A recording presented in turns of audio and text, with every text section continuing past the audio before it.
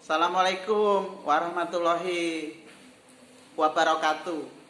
Salam buat rekan-rekan diskusi hukum dimanapun berada di seluruh Indonesia. Alhamdulillah kita masih bisa silaturahim dan bertemu kembali walaupun ini juga sudah malam ini kan. Mudah-mudahan kebaikan, rahmat dan ridha Allah Subhanahu wa taala selalu bersama kita semua.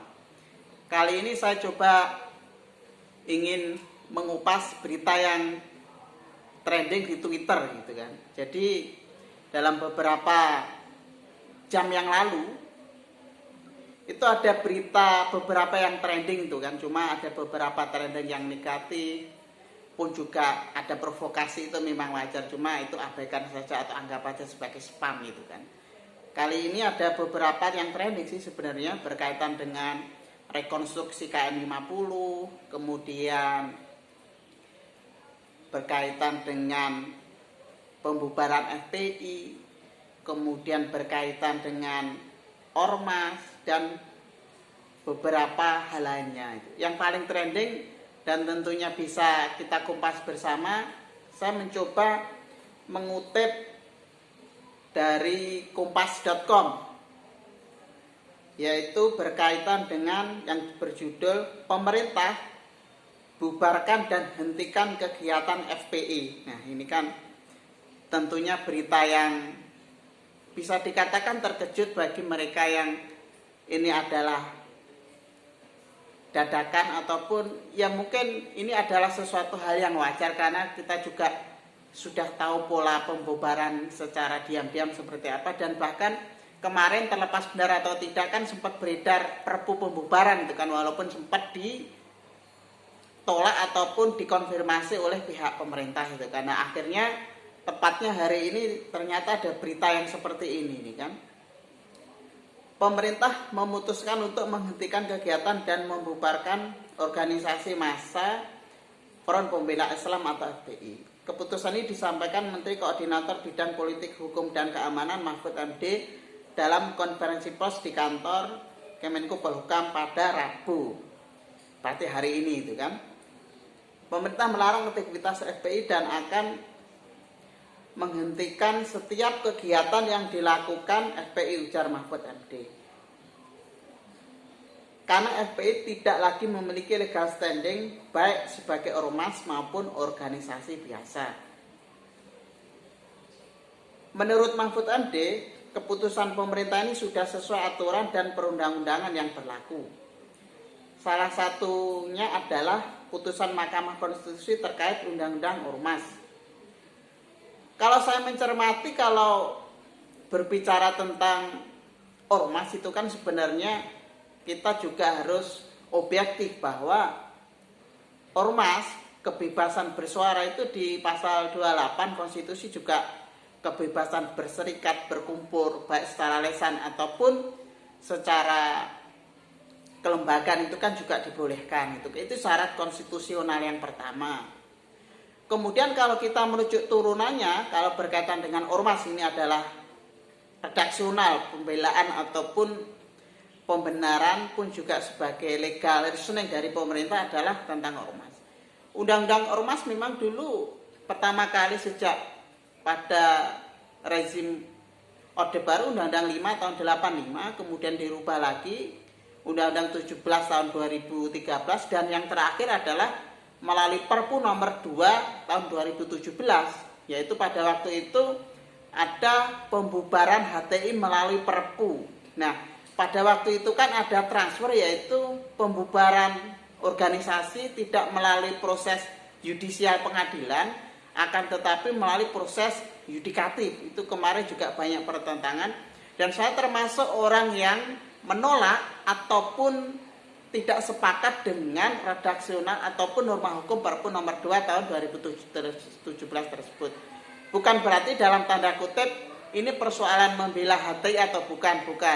Ini adalah persoalan bagaimana cara berbangsa dan bernegara untuk membangun kultur demokrasi kita.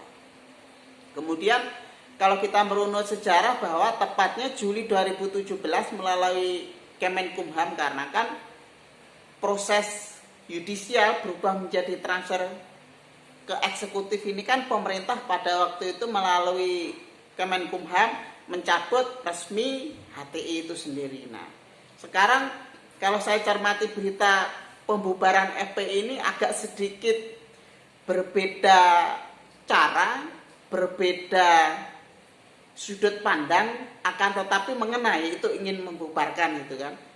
Karena dianggap bahwa FPI ini sekarang terdaftar tidak di Kemendagri izin atau tidak perpanjang atau tidak, itu bisa dijelaskan panjang lebar. Nah, itu kan. Saya lanjutkan beritanya. Dengan tidak adanya legal standing terhadap ormas FPI, maka Mahfud MD minta pemerintah pusat dan daerah untuk menolak semua kegiatan yang dilakukan FPI. Kepada aparat pemerintah pusat dan daerah, kalau ada sebuah organisasi mengatasnamakan FPI, itu tidak ada, harus ditolak karena legal standingnya tidak ada, ujar beliau itu kan.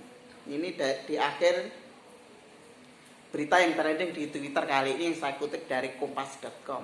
Nah, bagaimana persoalan ini sebenarnya kalau kita mencermati bagaimana sebuah ormas dibubarkan dan tidak, memang saya mencermati ada perbedaan cara sekarang untuk pembubaran FPI ini sendiri.